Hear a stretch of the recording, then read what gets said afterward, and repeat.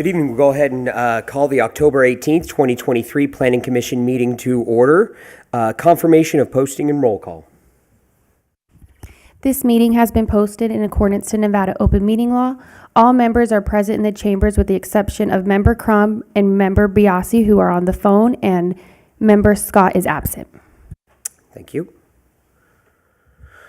Please stand and join me for the Pledge of Allegiance. I pledge allegiance to the flag of the United States of America and to the republic for which it stands, one nation, under God, indivisible, with liberty and justice for all.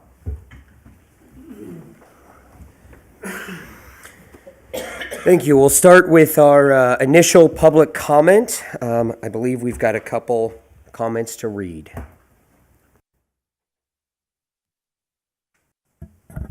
This comment was submitted by Lauren Safransky for item 3.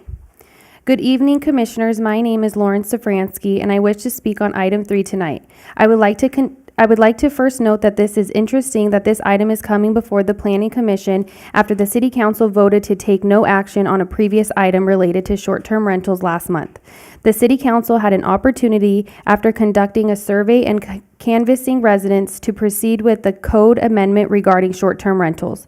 There was no direction given, at least publicly, for the Planning Commission to entertain any updates related to Title 11 in the City Code and short-term rentals. This begs the question, who is pushing this item forward? Citizens have taken note that certain members of the Planning Commission have voiced their opinion of opposition to short-term rentals in Boulder City. This was done publicly prior to the meeting tonight. We have seen that the community is evenly split on the issue, as there is not an overwhelming consensus either way on whether short-term rentals should be permitted. However, the Planning Commission wants to clean up the language so that short-term rentals can be prohibited. With half of the citizens in favor of short-term rentals, why would this commission attempt to prohibit STRs with the code amendment recommendation? This leads to the next issue. I, too, address the language of Agenda Item 3. The item calls for a public hearing and recommendation to the City Council on a proposed amendment to Title 11 to clarify the prohibition of short-term rentals and general enforcement. This raises a very important question. If the city already has a prohibition on short-term rentals, why is an amendment necessary? It appears then there is no current ban on short-term rentals, and instead of acknowledging the harassment homeowners have been subject to, this is an attempt to actually prohibit short-term rentals under the guise of a clarification to the code. The City Council decided to not entertain any action on clarifying or amending the code as currently written, so why is this being discussed now? The city has continually stated publicly the short-term rentals are prohibited, so why is there a need for an amendment to clarify the code as currently written? The lack of transparency the city is providing to citizens on this issue is alarming, especially given the certain litigation surrounding the issues in other jurisdictions. I would encourage members of the Planning Commission to research the current litigation pertaining to short-term rentals. Does Boulder City wish to litigate this issue with citizens that will have no other recourse when it comes to protecting their rights as homeowners? Have those that are so outspoken against short-term rentals thought about the other usage for these homes if STRs are banned? I urge city officials and Planning Commission to consider these points and explore alternative solutions, such as responsible regulations. By doing so, we can preserve the benefits of short-term rentals while addressing legitimate concerns. We are more than willing to engage in a productive dialogue and work alongside the city to develop a reasonable compromise that takes into account the interests of both the community and short-term rentals host. Together, we can find a solution that maintains the harmony of our city while supporting economic growth and the freedom of choice for both residents and visitors. One more from Jacqueline Flores on item 3. Ladies and gentlemen, distinguished members of the City Planning Commission, thank you for the opportunity to address you this evening. My name is Jacqueline Flores, and I proudly serve as the founder of the Greater Las Vegas Short-Term Rental Association. I submit this letter to advocate on behalf of Boulder City short-term rental owners, some of who are now valued members of the association. First and foremost, I wish to draw your attention to a crucial legal point that must guide our discussion tonight. AB 363 A bill passed by the Nevada legislature in 2021 contains specific provisions that limits its applicability. The bill is explicit in its requirements, applying only to a county whose population is 700,000 or more, currently Clark County, and in a city whose population is 25,000, currently Henderson, Las Vegas, and North Las Vegas. This means that Boulder City, with its unique characteristics and demographics, is not bound by an obligation to take action AB 363. Consequently, the claim that Boulder City is mandated to act in response to AB 363 is, in fact, unfounded. Now, let's turn our attention to the proposed amendment to Chapter 11-29-3. This amendment seems to suggest that the city did not previously maintain a clear and explicit prohibition preventing homeowners from engaging in short-term rentals or the rental of a residential unit for less than 30 consecutive days or 20 consecutive calendar days in February. The absence of such a prohibition in your existing code raises question. When the issue of short-term rentals was first brought to the city's attention earlier this year, city staff claimed that short-term rentals were already a prohibited use. Yet, upon closer examination of the municipal code, we cannot seem to locate this specific prohibition. I respectfully request that you provide the existing code, should it exist, that specifically prohibits the rental of a private residence for less than 30 consecutive days or less than 20 consecutive calendar days in February. Furthermore, I'd like to underscore the fact that the city has in place regulation designed to address public nuances related to health and safety, noise, trash, parking, and traffic, and other complaints brought forth by some neighbors. It is noteworthy that these proposed amendments you are now attempting to include short-term rentals within the definition of nuance. This appears to be a deliberate effort by the city to label something as a nuance that is not. How can renting one's home for 30 days is not considered a nuance? Yet, if it is one day less, it suddenly becomes an automatic nuance. Even when it poses no health or safety issues, does not create noise, trash, parking, or other issues under your proposed amendment. I'm attaching a copy of the current Title 8, Chapter 1 code. Nowhere in the city code definition or enumerated nuances does it list short-term rentals or the rental of private home for less than 30 to 28 consecutive days as a nuance.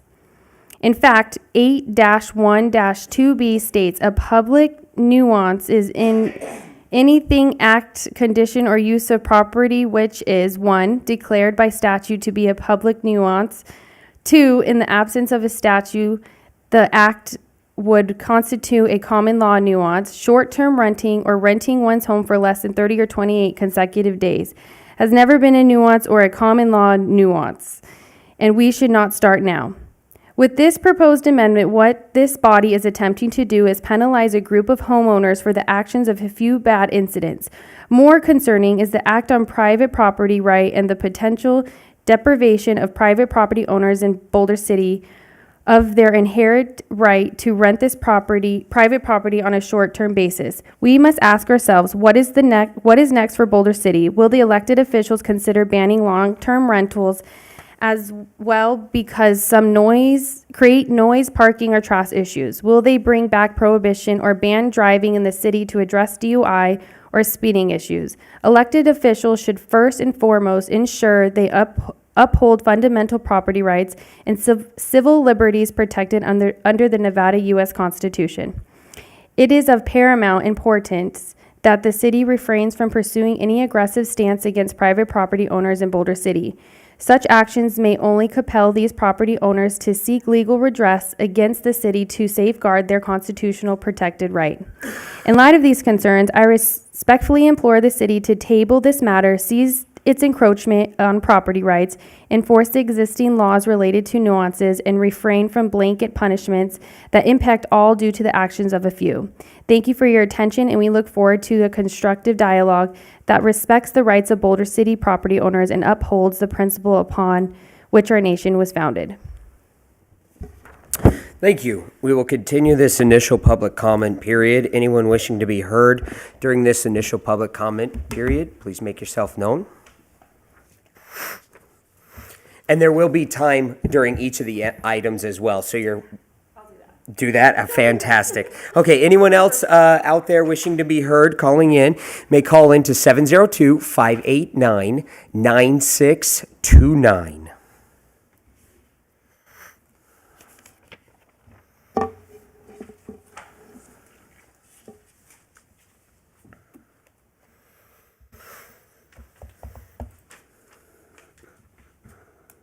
Hearing and seeing none, we'll go ahead and close that initial public comment period. Moving on to agenda item number 1 for possible action, approval of the minutes of the August 16th, 2023 regular meeting. I have a motion. I move to approve. I'll second it. I've got a motion and a second. All those in favor, say aye. Aye. Aye. All opposed? Aye. Motion carries. I think Ernie was still an aye. Yes, he was. Ernie, you were still an aye, correct? Trying to get, yes, I was an aye. Fantastic. We'll give you just a couple extra seconds there, boss. Okay, moving on to item number 2 for possible action. V-23-669. Chris Jacobs for Beer Zombies, 567 Nevada Way. Susan. Thank you, Mr. Chairman. Just a moment. This is an application for a variance in the C2 General Commercial Zone to permit a pole sign, which is already built, that has setbacks of 0 foot and 2 foot 4 inches, whereas the city code requires a variance to permit a pole sign within the historic business sign district, and the city code requires a minimum setback of 3 feet.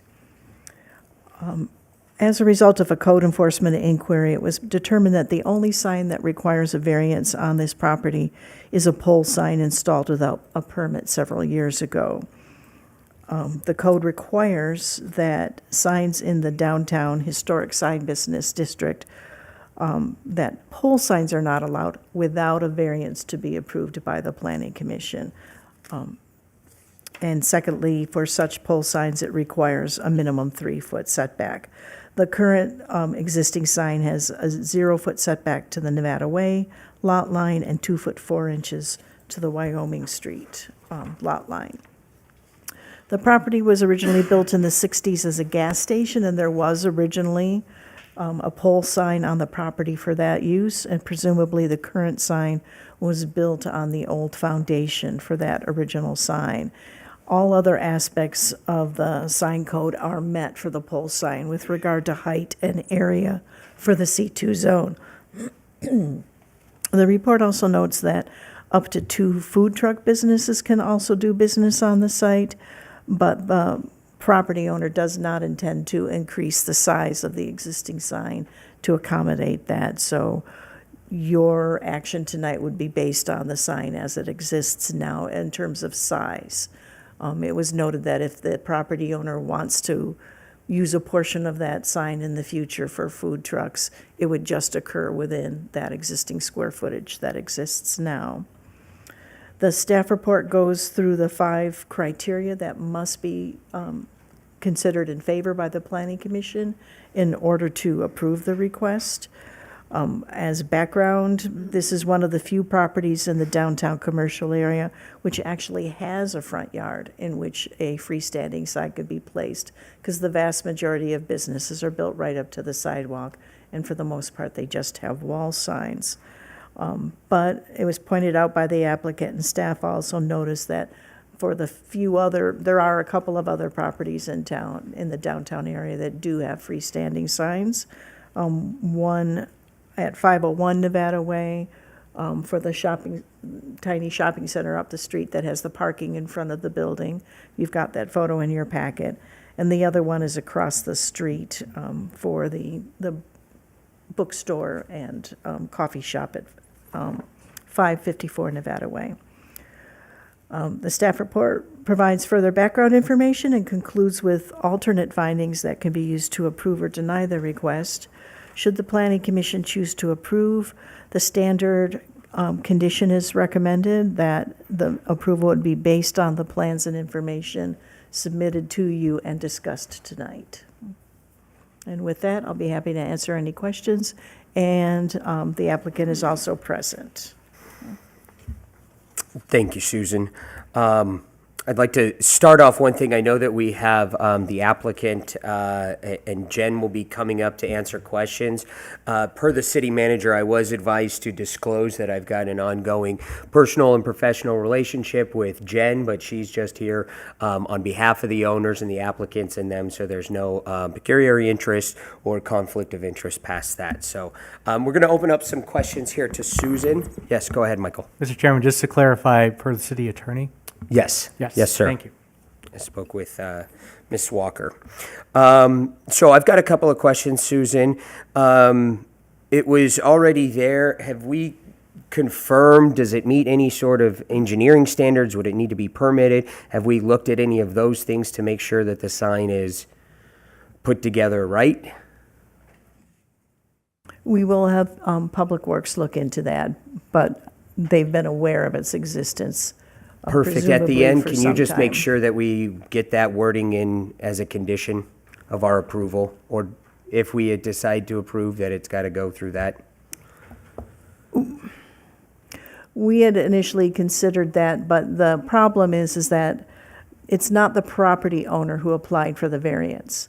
It's the current tenant, and therefore the tenant does not have the authority to provide structural information for the sign, as they were not the ones that installed it. And the tenant could not be obligated to force the property owner to do something. Understood. Okay.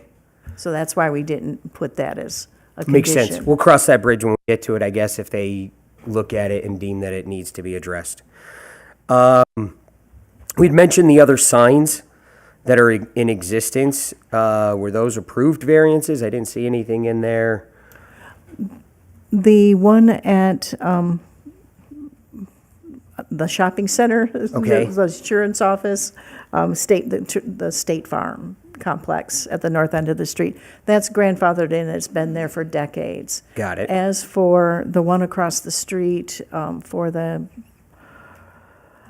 it's not the Dam Brew House, but I'm trying to remember the name, the Dam Roast House, thank you, the Dam Roast House. There had been a pole sign in the right-of-way there before they did their remodel, and essentially when they needed to change it from, I believe, the coffee cup, old signage, to this one, we approved that based on it being consistent with what had been there historically. So they did come before, they got an approval, and so that Yes. sign as is lives. Yes, the Beautiful. one for the roast house did get a permit, and the other one is grandfathered in. Fantastic. Those are my questions. What else we got? Steve? I'm still stuck on the permitting section of this. So if you if you erect a sign and you just put it up there and you think it's good enough and somebody comes by and without any engineering, they say, oh yeah, it's going to be fine. That's all we need to do. So if I did like a retaining wall, it could be the same thing. I think, shouldn't we get the owner and the applicant together to make sure that we have structural drawings on it and we know that it's safe? We'll look into that. Okay. Just a quick question. I thought that the property owner had to apply for the variances, not somebody in a rental situation. No, that's not always the case, and we've had many cases where the property owner provides permission to somebody to apply for a variance, and that's quite typical, actually, if there's a pending tenant. So he or- has written permission for this Yes. application? Okay. All right, thank you. Yep. Any other questions for staff before we bring the applicant up? No? Okay. Jen, please come forward. If you wouldn't mind, state your name for the record. I'm Jennifer Ziske. Any questions, comments, concerns of the applicant at this time? Oh, sure. What? If we, and I don't know the appropriate way to do this, but if we wanted to postpone a decision on this until some safety drawings and regulations were submitted with the package, is that possible? And would the rental person entertain that? I would say it's, I guess staff's response would be that it's not necessary or appropriate. You know, we don't normally provide you structural drawings for any application that comes before you. I think what could be asked of the applicant is working with the property owner to submit that information as a follow-up to this, to ensure the structural integrity. And I think that's all we were just kind of generally looking for, and as long as you guys got administrative way to do it, no sense in putting it into the actual conditions. Steve, you? Yeah, I was just saying, I mean, all we're really doing is voting on whether or not it's permissible to do. They're the ones that are going to have to decide whether or not it's safe. Yep. I'm curious, do you know who put the sign up, who the contractor was? And do they have a business license to operate in Boulder City? You know, that was before our time as tenants, so I do not have that information. Milo Hurst would, though, as the landlord. Are you talking about just our covering or the actual pole itself? Actually, the covering, the newest part of the sign. Yes, sorry. We do have the company that we worked with, and they are license permitted. It is a Las Vegas company, however. And what it is it just sits on top of the existing two-wheel sign that was there when the sign was erected or Okay. re-established, I guess. Okay. Do you know if they have a business license to operate in Boulder City? I believe they do. Let's see. I think I have that in my package.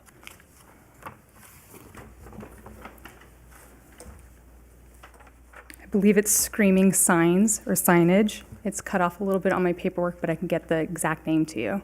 No, that's not important. Thank you. Sure.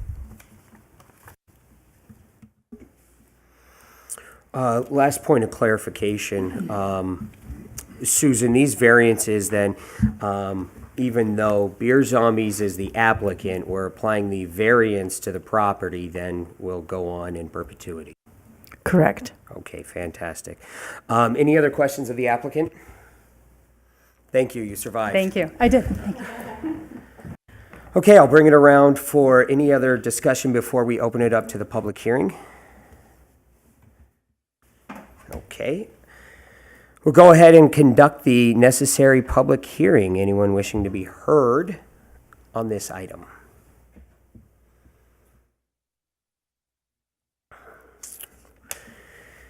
Anyone out there would like to call in, may call into 702-589-9629. Again, this is public hearing for agenda item number 2.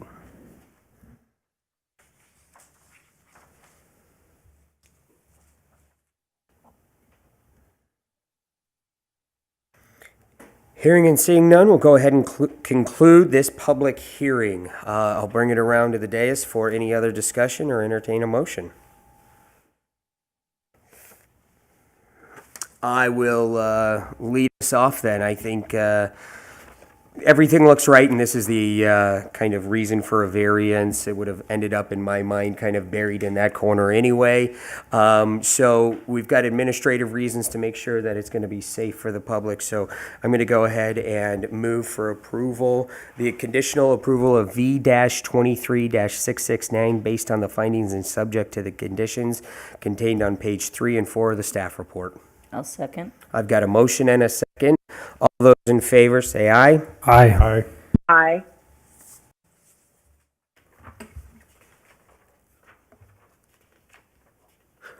All those opposed? Aye, or nay, whatever. We've got one nay. All right, motion carries. Thank you. Moving on to item number 3 for possible action, AM-23-371, Resolution 1245, City of Boulder City. Mr. Mays. Good evening, members of the Planning Commission. Anytime there is an amendment to Title 11 of the City Code, which is the zoning ordinance, it requires consideration and recommendation by the Planning Commission in a public hearing. So in the staff report, Staff has provided brief overview on the public engagement process that occurred during 2023 with respect to short-term rentals, including a town hall meeting and a survey for the community to respond to. This was all reviewed by the City Council on September 21st. And the City Council directed staff to continue the prohibition of short-term rentals. Before you this evening are 3 proposed changes to Title 11. The first is a definition of short-term rentals. This is consistent with other jurisdictions' definitions. And emphasizing the point, it is the renting of a dwelling unit less than 30 consecutive calendar days. In addition, an amendment to Chapter 29 of Title 11 is adding as a home occupation prohibited use for short-term rentals. And then finally, this is some general cleanup and clarification language related to Chapter 36, which is the enforcement provisions of Title 11. And as you recall, the city had updated property maintenance codes earlier this year, and this just helps to clarify that. The attachment 3 shows the black line changes, the striking of language and the adding of language. And with that, staff can answer any questions. Thank you, Michael. Couple of questions for you here. Number one, we're not materially changing anything. We're just cleaning some of the verbiage up, the wordage up, correct? We're not altering our policy as a community. Correct. Secondly, I assume that these recommendations go through the legal sniff test, as we've heard already. This is a hot topic, and it has entertained lawsuits across the country. The normal process goes through a legal review, correct? Mr. Chairman, that is correct. The city attorney has reviewed these changes. Fantastic. I've got no further questions if anybody else has for staff. Chairman, can you hear me? I'd like to make a comment, please. Yes, go ahead, Lou. Thank you. First, I would like to request that when public comments are submitted after the packet has gone out, I know that staff puts the comments on the dais. However, for those of us that have called in, it's very, very difficult to hear. So if we could have those comments emailed to us so we could read them in advance of the meeting, and I would appreciate it. Also, for those on the dais that aren't speaking, if you could mute your mics, it would really help the process out as far as hearing goes. But I would just like to say that some of the public comments that were submitted, the council has given a direction, and the job of the Planning Commission isn't to determine the short-term rentals being allowed or not. And as far as who submitted the item, even though the council didn't give direction, under the Planning Commission's rules of procedure, staff can bring forward the item as well as planning commissioners.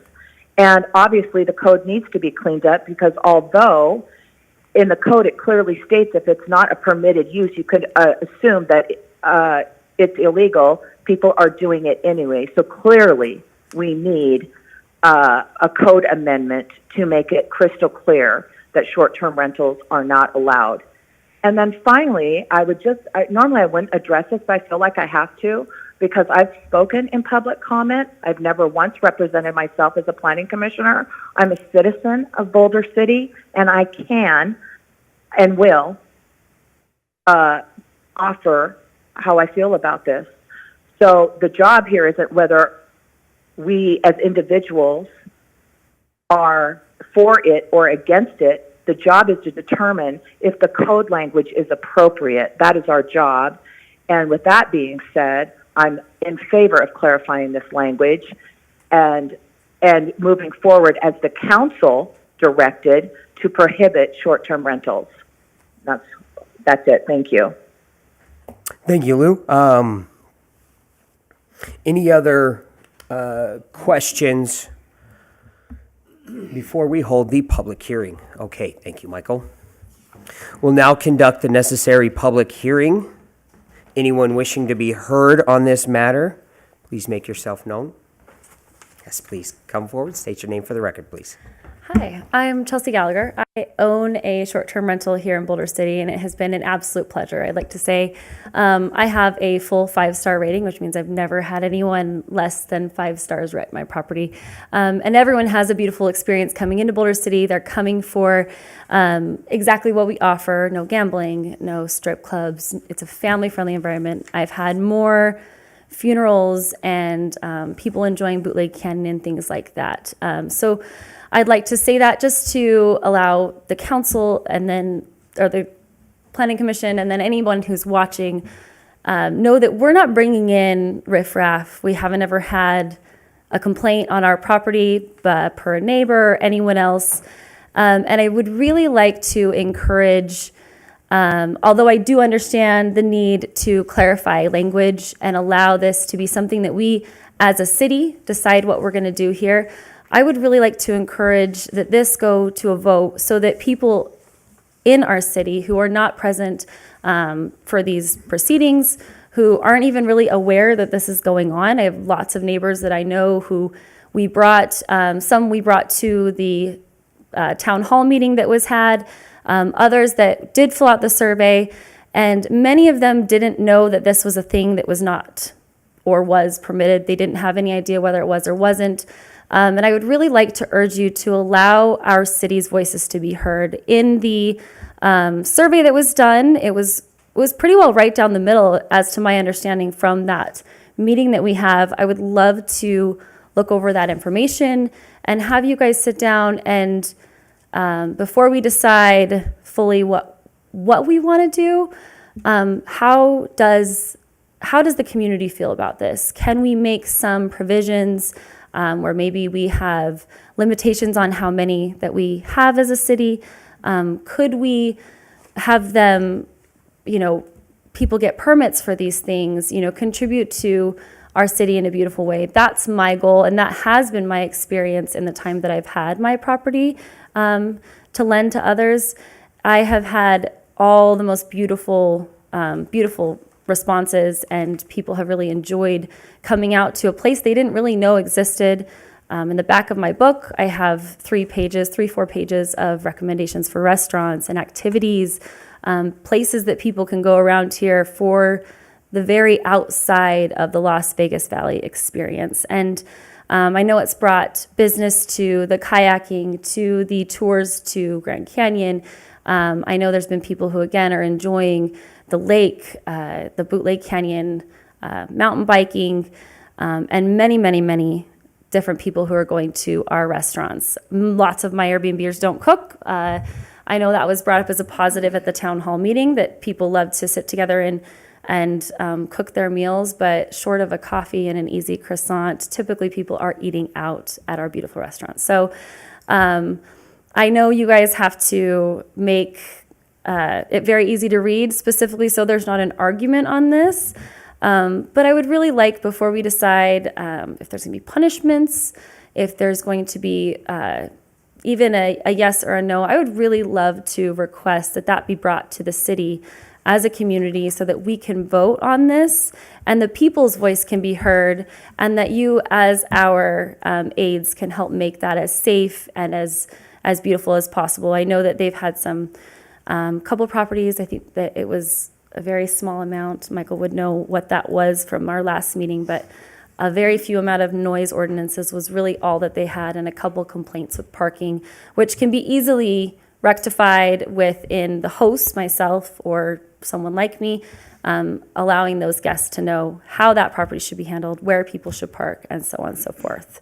So that would be my desire for you guys, is that we just kind of allow this decision not to be hastily ex-nayed, specifically with the language that we are outside of that Las Vegas Valley prohibition, even though I do understand it says if it's not listed, it's prohibited.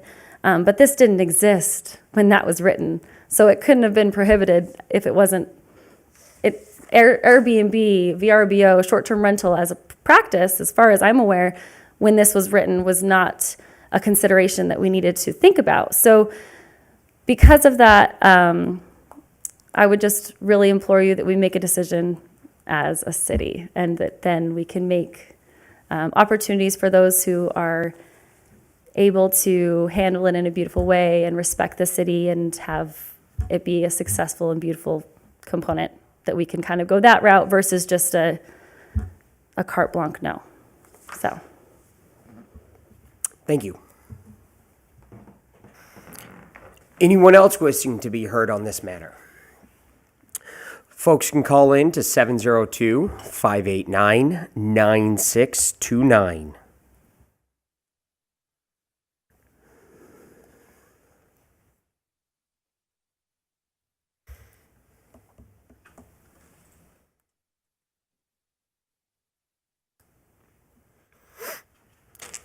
Hearing and seeing none, we'll go ahead and conclude this public hearing. I will bring it around to the dais for further conversation or motion. I'm sorry. Move or comment? Comment. Okay, please go ahead first. I agree with Lou. I think this is something that we definitely need to clean up the verbiage on. I mean, obviously, we have people that are conducting business illegally and still doing it. And they're, she never said anything about going to stop until we get it figured out. So I think we definitely need to address this to clean up the verbiage so that we don't have people that, are skirting around the issue. It's cut and dry what we're going to do. Matt. Yes, I appreciate your comments. And there is a mechanism to get this before the people, and it's called a ballot initiative. And I've stood out in front of the credit union for 3 or 4 different ballot questions, and I would suggest that that you and your people, that would probably be the best way to get it in front of the voters. It's not always pleasant to stand in front of the credit union and collect signatures, but it works. Thank you. Anyone else? And I will entertain a motion.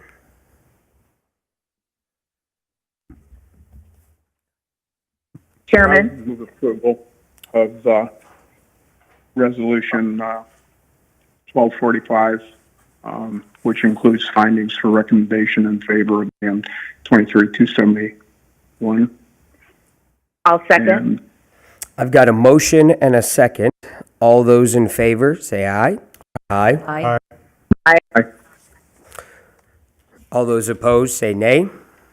Motion carries. Okay, moving on to item number 4, monthly progress report. No comment. Fantastic. Moving on, final item, the final public comment. Anyone wishing to be heard during the final public comment?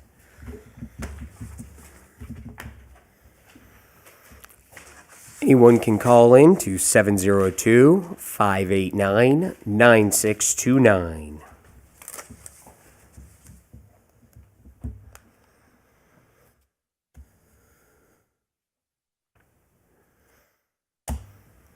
Hearing and seeing none, we'll go ahead and close the final public comment period. Meeting adjourned.